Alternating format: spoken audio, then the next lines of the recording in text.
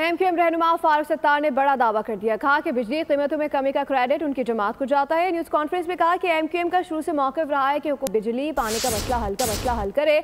IPPs का मसला भी सबसे पहले हमने उठाया। साथ ये खुशखबरी भी सुना गया कि K4 का पहला मरहला अगले साल जुलाई का दिसंबर मुकम्मल हो जाएगा। जो ये बिजली के बिलों में कमी हुई है, जिसमें MQM का एक नुमाया किरदार है, और हमने ही इंडिपेंडेंट पावर प्लांट्स, तवानाई का शोबा बिजली खरीदे ना खरीदे, लेकिन हुकूमत को कैपेसिटी चार्जेस के नाम पर बिजली की पूरी कीमत इंडिपेंडेंट पावर प्लांट्स को देनी पड़ती थी। हमने IPPs के साथ इंगेजमेंट में, हुकूमत की इंगेजमेंट में हमने एक बड़ा रोल प्ले किया और हमने ही सबसे पहले ये मसला उठाया।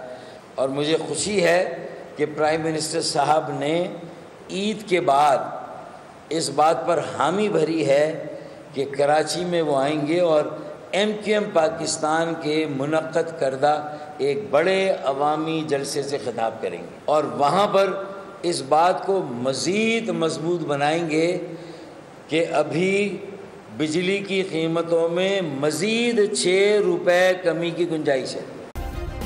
सब्सक्राइब करें और बेल दबाएं ताकि कोई खबर रह न जाए।